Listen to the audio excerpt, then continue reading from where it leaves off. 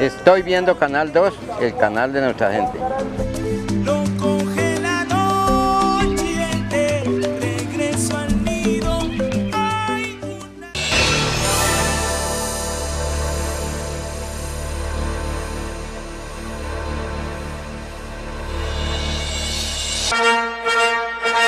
Entra en circulación Palabra Plena.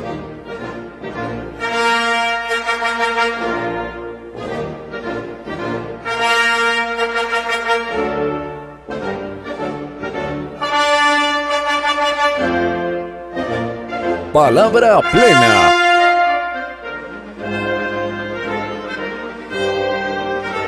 Presentan Corporación Viviendo y Raíz Colombia. Buenas noches. Palabra Plena, terminando ya el mes de diciembre, que viene con su alegría y ya casi faltan 5 para las 12.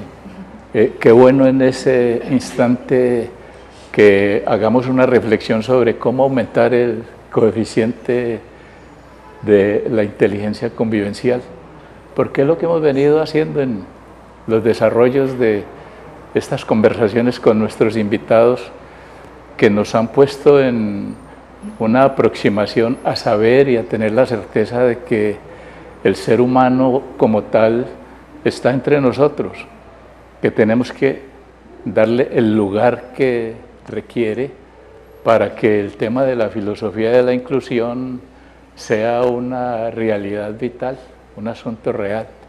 Esta noche estamos con las personas responsables del acto, creo yo, la puesta en acto de la realización de la filosofía de la corporación, la filosofía de la inclusión.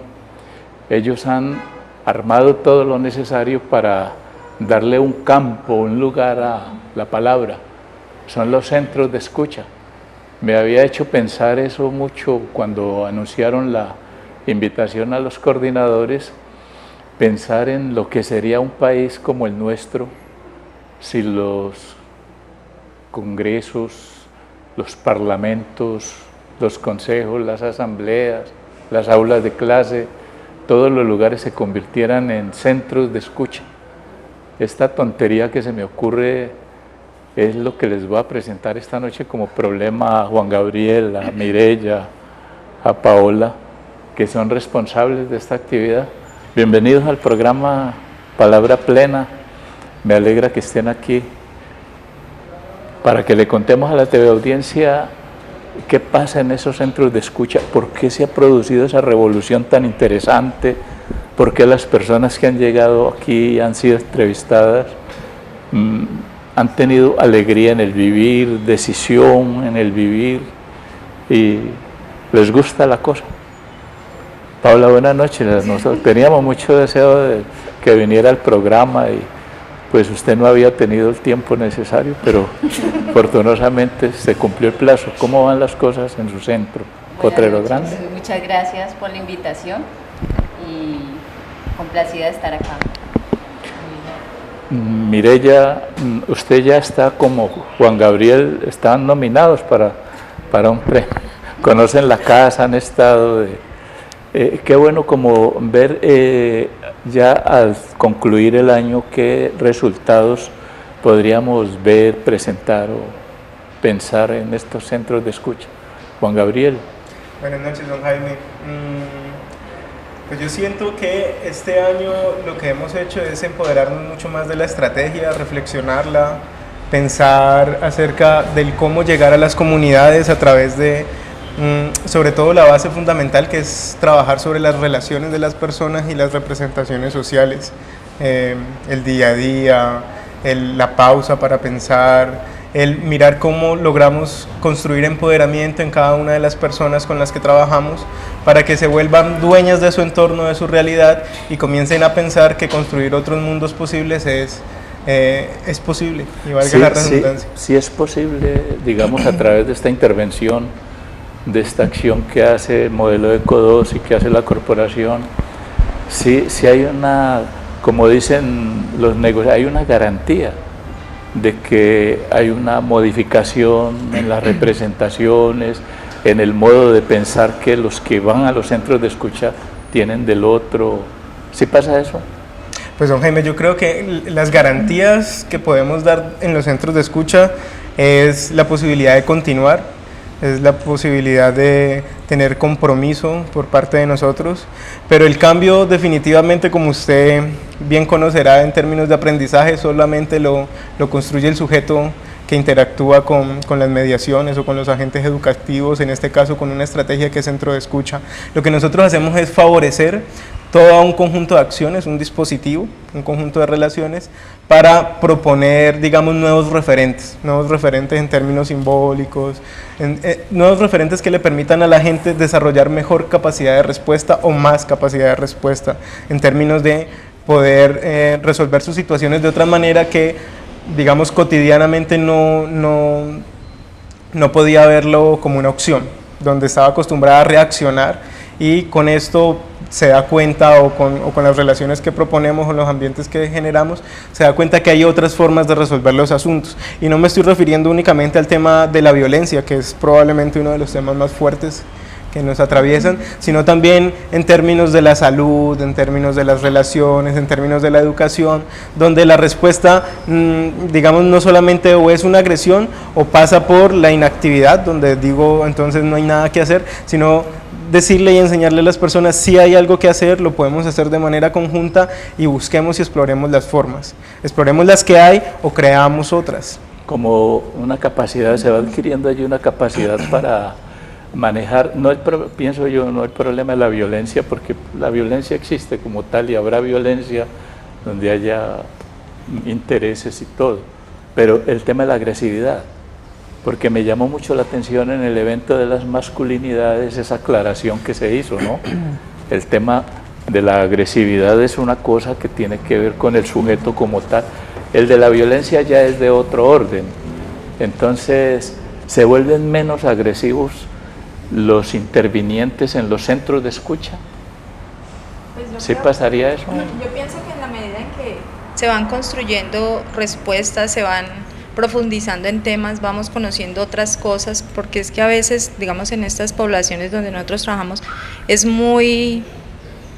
son poblaciones muy cerradas, o sea, en su entorno, en su comunidad, y no exploran lo que hay dentro de su misma comuna, o no exploran lo que hay dentro de la ciudad, no tienen otros referentes, sino es mostrar otros referentes, mostrar que hay otros espacios, les permite también ver otras reacciones frente a situaciones, trabajar con las personas, temas de habilidades para la vida, temas de convivencia, permite otra respuesta, resolver problemas o tratar de buscar alternativas de respuesta frente a situaciones a través de las redes, le permite a la gente ir teniendo una visión diferente y bajando esa agresividad, porque a veces yo soy agresivo, soy violento, porque eso es lo único que hay allí, pero si yo veo otras cosas y veo que hay otras personas que me pueden apoyar y que de otra manera se pueden resolver, vamos mirando cosas diferentes.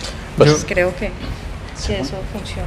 Quisiera decir algo ahí, don Jaime, y es que probablemente no tendríamos la forma en este momento de medir si los niveles de agresividad, de violencia, de consumo han disminuido en los territorios en los que estamos. Lo que sí podemos decir es que definitivamente hemos impactado en la disminución de los riesgos en los que se colocan y que de una u otra manera detonan esas situaciones, ¿sí? Es decir, disminuimos los factores o por lo menos el riesgo de que una persona resuelva o reaccione frente a una situación de manera agresiva cuando colocamos en su conocimiento rutas de atención, personas para hablar, canalizaciones, mediaciones, a quién acudir, o sea, cuando le colocamos en su cabeza muchas otras formas de responder a eso y le hacemos o trabajamos con ellas para que sea consciente del efecto que puede tener una reacción con eso, o sea, disminuimos los riesgos de que esa persona reaccione de manera agresiva. Creo que eso sí lo podríamos garantizar. Sería como apuntarle a un tema, Paula, de un cambio actitudinal. Aquí hemos sido enamorados de un tema que se dice: nada ha cambiado excepto mi actitud, por eso todo ha cambiado. Y esa enseña de Paulo Coelho la tomamos y la hemos difundido mucho tiempo. Digamos, es un tema de un cambio actitudinal el que se produce. Pues es que es complejo plantearlo. Complejo, Yo, sí. digamos que frente a la pregunta que usted realiza del balance de lo que ha sido este semestre, yo la quisiera dirigir como hacia que yo siento que desde Viviendo en este semestre se ha desarrollado, hablando de capacidades institucionales, siento que Viviendo ha mejorado frente a la respuesta a su capacidad institucional en el sentido de generar evidencias, o sea, de que desde Viviendo se realice un trabajo responsable con la comunidad, y en ese trabajo responsable con la comunidad implica la cualificación de los profesionales, pero también el que cada vez el trabajo sea más cualificado y de que la apuesta de Viviendo ha sido de que cada vez se generen mayores evidencias científicas en cuanto al trabajo que se realiza, ¿no? Porque digamos que este tema de, como usted lo plantean, de medir actitudes o cambio actitudinal, yo la verdad lo vería como muy complicado. Digamos que lo que pienso es que uno en cierta manera puede en este momento hablar de que cada vez tenemos más cualificado un trabajo para incidir en esos temas de actitudes. O sea, y esa cualificación viene por, digamos, como el compromiso de la institución. Se sabe que la institución siempre pervierte, ¿no?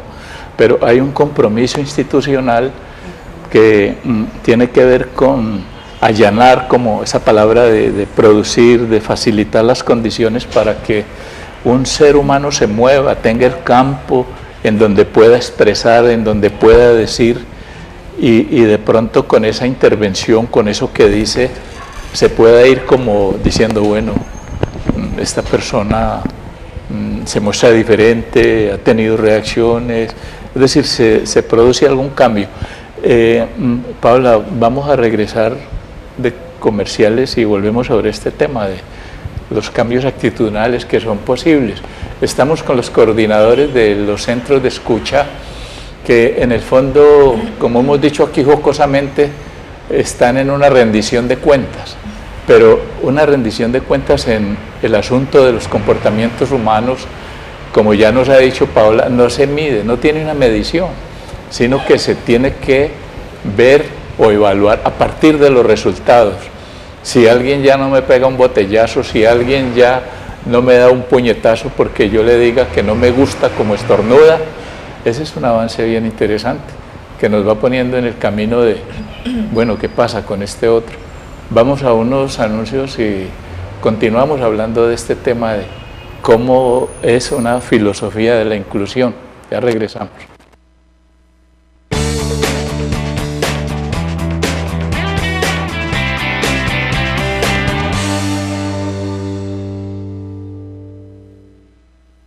Los centros de escucha son una propuesta de trabajo comunitario que ayudan al desarrollo y a la capacidad de respuesta de las comunidades. Estrategia de trabajo que busca prevenir y mitigar el impacto del consumo de sustancias psicoactivas y de las problemáticas asociadas. Corporación Viviendo opera en Cali 3 de estos centros de escucha ubicados en los barrios Potrero Grande, El Retiro y Sultana. Para más información, comuníquese al teléfono 372-1122. Y una de las acciones que se deben ejercer para tener inteligencia convivencial es comprender al otro y ponernos en el lugar de otro y conocer su posición. Preguntar antes que suponer. Establecer ejercicios de diálogo y tratar de entender la postura del otro. Tener un buen diálogo para que entre grupos se tenga la posibilidad de hablar de esas dificultades o conflictos que tengan para poder llegar a negociar algo y llegar a una solución. Escuchar atentamente. Aumenta tu IC. Aumenta tu IC. Aumenta tu IC.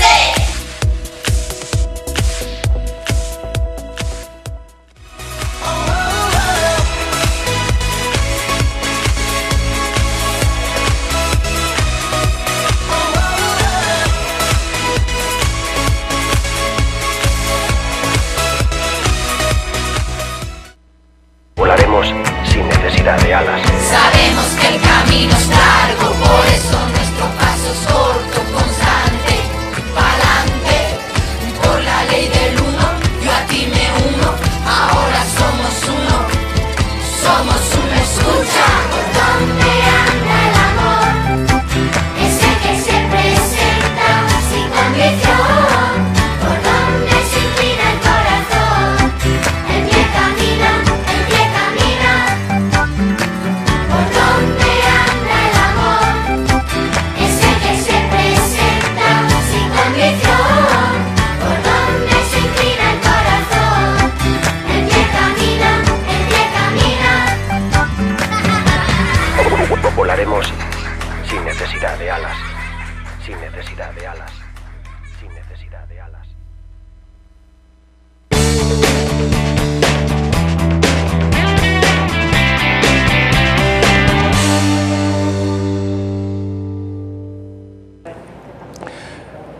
palabra plena. Estamos comentando aquí la dificultad que es evaluar este tema de los comportamientos humanos, de los cambios del otro, de esos ideales, digamos, que hay que hacen patinar mucho la utopía del cambio del otro y también del cambio social y cómo ambas cosas están interaccionadas. Pero es muy importante saber que desde las distintas vertientes de los profesionales se puede asegurar que hay un campo que es el de los centros de escucha que se aproxima mucho a facilitar el conocimiento de la naturaleza del ser humano, el conocimiento de las nuevas formas de ver, de pensar del ser humano. Pues, creería yo que sería como pensar en esa situación y que Mireya nos está diciendo esto requiere mucho tiempo, decíamos eso, eso es imposible, ¿no? Pero luchar con ese imposible es... Pero yo no siento que sea imposible, sino que sí son procesos a largo plazo. Pretender cambios en un espacio de tiempo muy corto, eso sí es una utopía, pero poco a poco y a través de procesos de largo alcance eso es posible. Ahí es donde fracasa la institución, sí. Es decir, que no permite, no facilita los procesos, digamos, necesarios, que tienen que ser continuos a largo plazo. Exacto, pero además también eso es lo que involucrar a las personas de la comunidad dentro de estos procesos garantiza de alguna manera que si la institución no está, el proceso pueda continuar. Sí. Empoderar a estos operadores de la situación, de lo que son los centros de escucha, de poder trabajar y trazar cosas, puede ser una respuesta, pero igual ese empoderamiento no es a corto plazo, eso también es un proceso, pero que la comunidad se involucre y que la comunidad sea quien responde, creo que puede permitir que haya esos cambios, así la institución no se encuentra. Es decir, que se puede prescindir de la institución o de la ayuda, ¿cierto?, y valerse de ella, por hacer una especie como de parado. Sí, es que yo pienso que no es como, que la responsabilidad no cae en una institución, ¿no? ni en una estrategia como tal, sino como en una sinergia en la que se conecte y en la que todo de pronto empiece a vibrar en ese sentido de la movilización, de la organización. ¿Sí? Entonces no es algo que dependa solamente, por ejemplo, de un trabajo que se haga como ONG, sino que también depende de toda una articulación que se haga tanto de las instituciones como que actúan en un territorio, como las comunidades, como las familias, como los sujetos. Digamos que es un proceso que depende de muchas voluntades y de muchas sinergias actuando. Es el tema de la constitución de las redes. Juan nos decía al comienzo que hay una búsqueda de la conexión con los otros, que todo depende de cómo se crean los elementos para la interacción, pienso yo, o la producción de nexo social, que no hay, ¿no? Sí.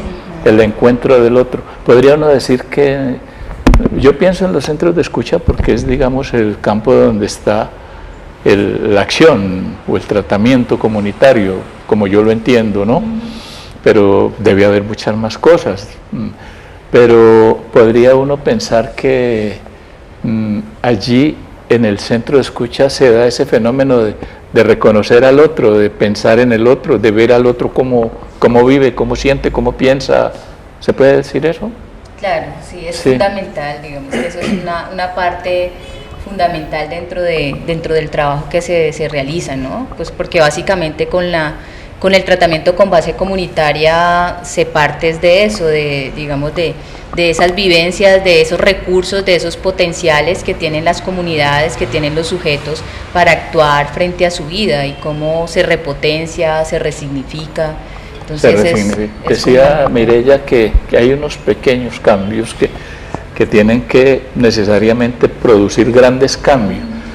Podría uno decir, en este momento del país nacional y su búsqueda política, el ejemplo de esta actividad puede ayudar mucho a entender eso, puede ayudar a entender que la paz social o la convivencia es posible produciendo esos pequeños cambiecitos. Sí, Definitivamente la paz y las cosas tienen que ver con la justicia social, pero el hecho de que yo tenga una visión distinta, que de pequeños cambios que vaya haciendo, creo que eso va a ayudar a construir un futuro diferente al que uno podría vislumbrar si no hay, como lo vemos realmente en este momento. Sí, porque uno tiene la visión, tiene la palabra, tiene la voz de los actores que indudablemente parece no le han respondido a las necesidades, a las urgencias históricas, a las condiciones, a las necesidades sociales. Hay actores que mienten, hacen una política que les produce mucho beneficio con la demagogia, con una palabra vacía y todo. Entonces uno piensa, en los centros de escucha se produce una palabra plena, una palabra que no engaña, y por